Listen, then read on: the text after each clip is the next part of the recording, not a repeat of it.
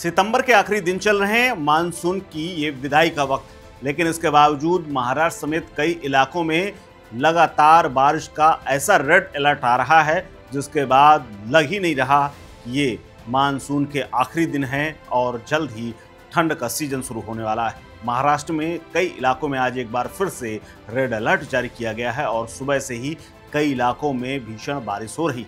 महाराष्ट्र के रायगढ़ और ठाणे जैसे कुछ इलाकों में भारी बारिश का रेड अलर्ट जारी किया गया है।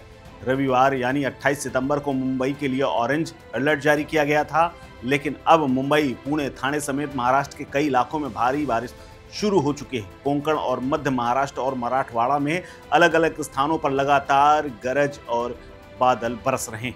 इसके साथ ही कई इलाकों में बिजली भी गिरने की संभावना जताई जा रही है। वहीं हवा 30 से 40 किलोमीटर प्रति घंटे की रफ्तार से बह रही है। आईएमडी के मुताबिक कोंकण, मध्य महाराष्ट्र और मराठवाड़ा में भारी बारिश और वर्षा के साथ साथ तेज हवाएं चलने का अनुमान लगाया जा रहा है। राज्य आपातकालीन संचालन केंद्र ने इस बात की सूचना दी है कि मुंबई, ठाणे, पालघर, रायगढ़, रत्नागिरी और सिंधुगढ़ जैसे तमाम शहरी इलाकों समेत आसपास के इलाकों में बाढ़ की संभावना हो सकती, क्योंकि पहाड़ी इलाकों में बारिश के बाद नीचे आने वाला पानी कई इलाकों में भर सकता है। ऐसे में नागरिकों को सतर्क रहने के आदेश दिए गए हैं। राज्य आपातकालीन संचालन केंद्र ने सभी जिला प्रशासनों को इस बात की सूचना दे दी है कि आने वाले एक आध दिन में भारी बारिश हो सकती है और इसकी संभावना जताई गई। साथ ही निर्देश जारी कर दिए गए।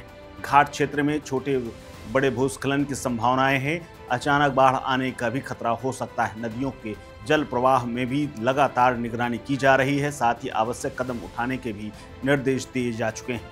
इसके अलावा कई नदियों में अचानक बाढ़ आ सकती है, इसके भी अलर्ट दिए गए। रविवार सुबह मुंबई और उपनगरीय इलाकों में बादल छाए रहे। कई इलाकों में हल्की बारिश भी हुई और मध्यम बारिश भी हुई। लगातार कई इलाकों में बारिश की वजह से जल भराव भी हुआ है। बीएमसी के मुताबिक अरब सागर में दोपहर 2:25 पर 3.48 मीटर ऊंची और रात 8 बजे 17 मिनट पर 1.6 मीटर ऊंची लहरें उठने की संभावना जताई जा रही है, यानी समंदर भी अपनी रफ्तार तेज करने वाला है। हालांकि मुंबई और महाराष्ट्र के कई इलाकों में हो रही बारिश के चलते एयरलाइंस के भी समय में परिवर्तन किया गया है। कई एयरलाइनों को न सिर्फ रूट बदल करके उड़ाया जा रहा है, बल्कि लैंडिंग और टेक ऑफ में भी दिक्कतें हो रही हैं।